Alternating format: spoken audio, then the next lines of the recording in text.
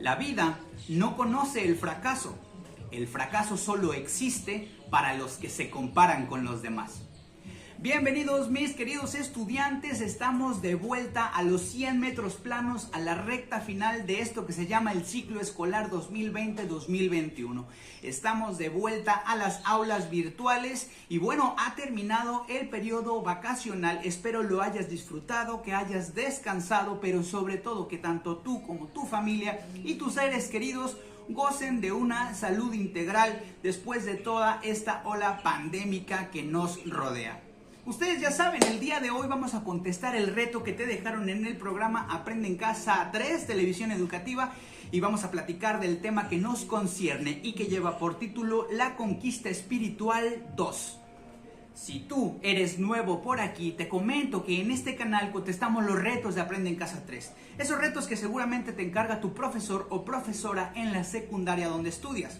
Así que si la información de este video y del contenido de mi canal en general es de ayuda para ti, suscríbete a mi canal, regálame un poderoso like y enciende esa campanita de notificaciones pues, para que entregues tu tarea y al mismo tiempo aprendas historia de una manera diferente. Pues mis queridos estudiantes, el aprendizaje esperado de estas semanas es que tú ya puedas conocer algunos hechos y acontecimientos que formaron parte del proceso de evangelización de los indígenas de la Nueva España, pero en el siglo XVI. Vamos por partes. ¿Qué demonios significa la evangelización? Pongan atención. Evangelizar significa predicar o dar a conocer la doctrina cristiana del evangelio. Por lo tanto, podemos deducir que cuando se habla del proceso de evangelización de la Nueva España, se refiere al conjunto de estrategias empleadas por los misioneros para convertir a los pueblos indígenas a la fe cristiana. Entonces, ojo, los españoles solo podían justificar la conquista militar y la explotación de los indios a través de la evangelización. Vamos a quemar su casa, mata a toda su familia, róbale todas sus cosas. Ojo, todo en nombre de Dios. Así es, las primeras interacciones entre indígenas y españoles fueron violentas, mis queridos estudiantes, porque se produjeron a partir de un choque de dos culturas. Con la llegada del occidente al continente americano, se enfrentaron dos formas completamente distintas de entender el mundo. Los europeos percibían a los pueblos indígenas desde una perspectiva de superioridad cultural, es decir, a los indígenas ya los hacían menos únicamente por ser europeos. Ya existía el clasismo y desde luego el racismo desde aquella época.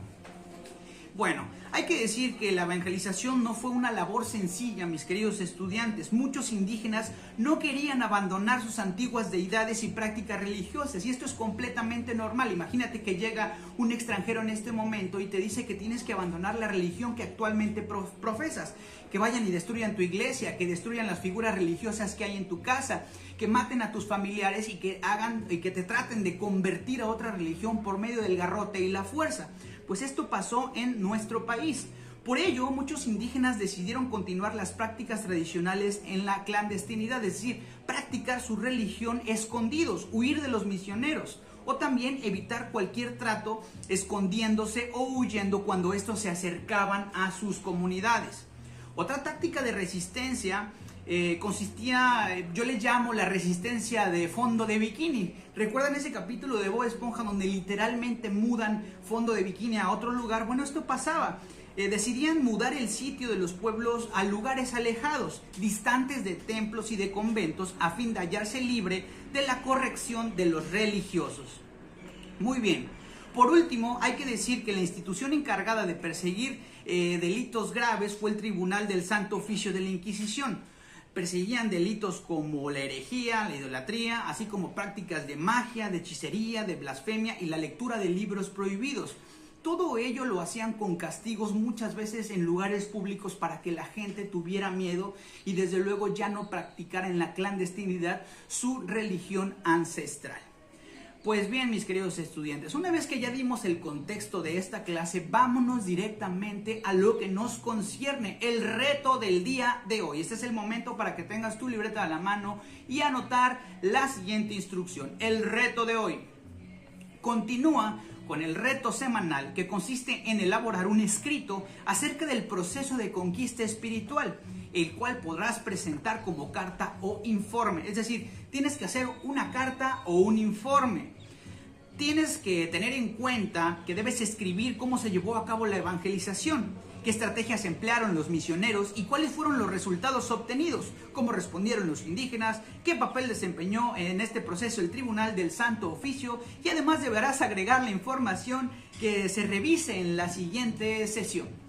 Bueno, pareciera a priori que el reto es muy complejo, sin embargo no te preocupes porque yo traigo ya elaborado el informe que te puede servir como ejemplo para entregarlo de tarea y al mismo tiempo para aprender sobre esta asignatura. Entonces, mis queridos estudiantes, vamos a anotar ahí en tu libreta, en una hoja blanca o donde tú vayas a trabajar, el título de tu tarea, que es el reto, y el título es Informe sobre el proceso de la conquista espiritual. Repito el título de tu tarea, Informe sobre el proceso de la conquista espiritual. Y aquí vamos a hacer una especie de dictado. Yo voy a ir dictando, son 5 párrafos aproximadamente. Pienso que te vas a llevar más o menos una cuartilla, probablemente un poquito más. Así que vamos a desempolvar esa mano, por favor, porque muchas veces se te olvida ya cómo escribir o ya pierdes la práctica cuando no estás en la escuela. Pero vamos a hacer este dictado, voy a tratar de ir siendo claro al expresar las palabras para que puedas entregar esta tarea de una manera oportuna y contundente. Iniciamos con el dictado de este informe. Repito el título, Informe sobre el proceso de la conquista espiritual. Punto y aparte. La evangelización no fue una labor sencilla, a favor de anotar. Muchos indígenas no querían abandonar sus antiguas deidades y prácticas religiosas. La resistencia a la adopción del cristianismo fue inevitable. Punto y aparte.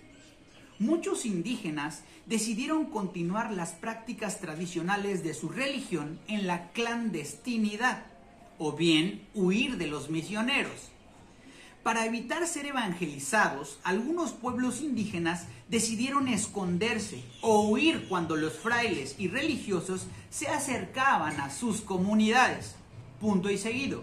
Otros decidieron mudar sus sitios a lugares remotos, distantes de templos y conventos, a fin de hallarse libres de la corrección de los religiosos. Punto y aparte, mis queridos estudiantes. Por algún tiempo predominó la idea de que los indígenas eran receptores pasivos del cristianismo, pero hoy se sabe que en muchos casos se opusieron a la evangelización. Punto y aparte. Los frailes estaban convencidos de que el proceso de evangelización era una lucha contra la idolatría. Por ello, desde los primeros años de la conquista se efectuaron procesos inquisitoriales. Punto y aparte, ya vamos a acabar, mis queridos estudiantes. Los crímenes más graves eran la herejía y la idolatría, así como la práctica de magia, hechicería, la blasfemia y la lectura de libros prohibidos. Punto y seguido. La institución encargada de perseguir estos delitos fue el Tribunal del Santo Oficio de la Inquisición, el cual fue establecido en 1571 por orden del rey de España Felipe II. Su función era ejercer un control ideológico y religioso sobre la población, sancionando conductas contrarias a la fe cristiana. Punto y aparte. En general, la conquista espiritual fue un proceso histórico muy largo y desde luego fue la coartada perfecta para que los conquistadores españoles justificaran en el nombre de Dios el control absoluto en la Nueva España. Pues con esto hemos terminado ya el escrito que tienes que entregar de tarea a tus profesores y por lo tanto hemos terminado el reto del día de hoy. Si la información de este video te sirvió para hacer tu tarea, no te vayas sin regalarme un like, enciende la campanita de notificaciones y desde luego te invito también a que te suscribas a mi canal. Pues esto es todo por la clase del día de hoy. Yo soy el profesor Arturo Chiquini y te deseo que como siempre conserves ese traje del buen humor y el perfume de una sonrisa. Que vivas, pero que también dejes vivir. Nos vemos la próxima.